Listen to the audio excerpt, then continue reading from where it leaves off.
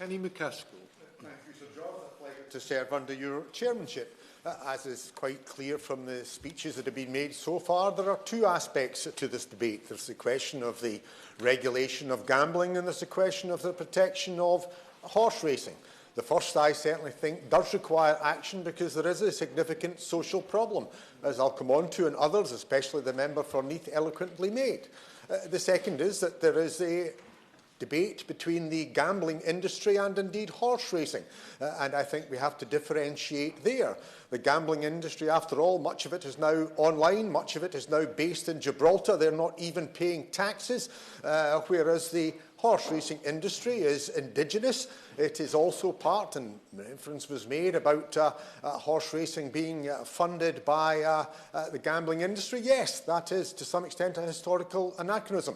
It was no doubt done deliberately so that people wouldn't see gambling going into the black market, into other unregulated aspects, whether it was pitch and toss, whether it was dog fights, whether it was illegal boxing matches. Gambling was ensured that a revenue stream went from gambling into horse racing.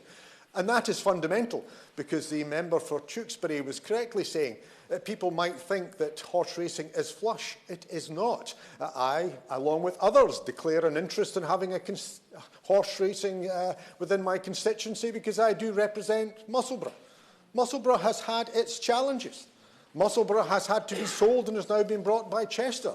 Indeed, at one stage it looked that there might not even be a buyer because it's not as if people are lining up as they are to buy English Premier League teams or even Scottish Premier League football teams. There have been redundancies there that I had to interfere with and speak to the management about. They were done reluctantly, and we have had to see it accord to that. So there are challenges in that sector, and some of this, the subliminal aspect by the gambling industry, is to reduce the amount of money that they put into horse racing because they don't have the same involvement in funding football or anything else other than the money that they make from it. But going back to the primary issue of gambling, there is a problem with gambling. People do suffer, and we have to recognise that. I am not some libertarian that thinks it's all just free market and people have their free will and they can decide. It is a social problem, exactly the same as we have social problems with alcohol and drugs. And we don't unregulate them. We don't say consume what you like. We make sure that we know what the product is. We make sure that we try and encourage to be supervised. We make sure that we tax it and regulate it. We can argue, and I certainly argue, that we go too much, too far on drugs and not sometimes far enough on alcohol. But we have to make sure that we regulate. And what we have to recognise with gambling is it has transformed. As a child of the 60s, gambling was basically done in a bookies.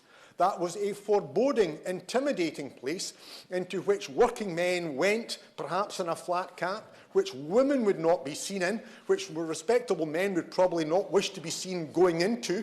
They kept very limited hours, and indeed in some ways, certainly when I was young, they almost seemed quite intimidatory in many ways. I now have a flat in Dunbar, and I look across the high street, and there is a bookies. And it is open early in the morning, and it is open until late at night. And people of all ages, genders, ethnicities are going in. Far too many, I have to say, much as I'm not opposing people enjoying a flutter, as I'll come on to say. So the whole nature of the industry has changed. I remember being briefed as Justice Secretary by Dr. Reith from Glasgow, who is a world expert in gambling and how gambling has changed because of the nature of how it is done. People can now literally lose not just their shirt, they can lose their house overnight if you've got multiple credit cards. So there does have to be regulation. The nature of who gambled has also changed because ethnic minorities who might not have gone into the working class, working man's bookies are now going elsewhere. I remember hearing in Scotland we had significant difficulties with Polish and East Europeans who were working in the casinos and actually socialised in the casinos and therefore actually developing a gambling problem in the casinos because that was where they hung about. But women and, as I say, people who wouldn't otherwise have gone in. So we have to target and address gambling. I don't disagree with that. I think what we have to do is quite often address supply rather than demand, which is why we have to look at regulation in terms of sponsorship of football teams, the advertisement that goes on television that is basically down your face. You want to watch the football, but are inconvenienced by being told, beckon this, the number of corners, being able to cash in, or all these things. That is entirely separate from horse racing. Yes, gambling is an inextricable part of horse racing. If people do go to a horse race, they do wish to gamble. Some will probably gamble too much and will regret it, but in the main, they will not do so. It is a day out. It's the same in other constituents as it is in my own in Musselburgh. It is an event at which people go to. The Ladies' Day is very colourful, as it will be in all of them, whether in hats or other dresses and whatever. And indeed, people come far and wide. It is part of the local economy. I did say that there had been redundancies, but it still provides both employment there, and indeed in the days when it's racing, it provides for the hotels, the guest houses, the hostelries. People make money, and there's a supply chain, and those who are related to it in terms of providing for the horse racing industry. And if we cripple it, not only do we face the risk that the likes of Musselburgh will close, people will continue to watch horse racing and bet on horse racing, but it will be, as I think the member for Tewkesbury said, it will be the races in Ireland, the races in France, the races in Hong Kong or whatever else, and that's why we have to protect it. That's why, as I say, we have to get the balance right. I remember as Justice Secretary bringing in legislation to actually be quite firm on the sale of alcohol. It's something that I think was correctly done. Equally, I remember being criticised at some stage because I gave the licence back to Murrayfield Stadium. People said, how can you be cracking down on alcohol and yet allow an alcohol licence into Murrayfield Stadium? To which I answered that we are not against alcohol, exactly the same as we're not against gambling. What we are is about ensuring that it is carried out in a safe and secure manner, that it is regulated, that people can be protected, sometimes even protected against themselves, which is why I do believe that you do have to take action in these social problems. We are our brother and sister's keeper, and it is. And the result may not have gone the way most members, other than the two of us here from Scotland, perhaps went on Saturday, but it would have been enjoyed, and actually it was better that people went to the stadium rather than sat in a park drinking cans or bottles and then rushed to the game late on. It was better that they went and had a few drinks and consumed it safely, supervised. That is why, as Justice Secretary and in terms of alcohol legislation in Scotland, we were always very supportive of the on-trade, because we much preferred that people went to a public house where the alcohol industry want to serve you a premium product at a premium price for them, but in a manner that's safe, secure, and that they can benefit from. That is much better than people being sold almost unlimited supplies of high-strength, low-price alcohol from supermarkets or wherever else. And there are corollaries to that with gambling.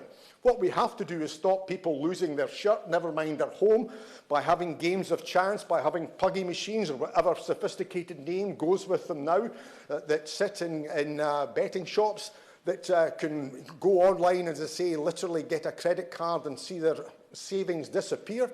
What we cannot do, as I say, is undermine where people can go and have a flutter and enjoy themselves, where it's part of that day out. So, by all means.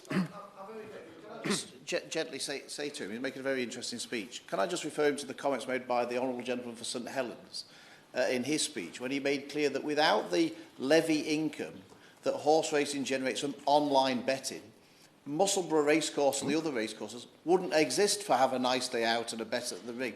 That actually the income from online gambling for the horse racing industry is absolutely critical for horse racing to continue in this country. Well, yes, I mean, it's the way I've expressed it. I mean, I think I said at the outset I am conscious of the requirement that Musselburgh and indeed other racecourses have to get that income from the gambling industry. If people now do it more online as opposed to going to the betting shop, even the one opposite me in Dunbar, then that has to be accepted. What we have to do is to have that relationship between the money.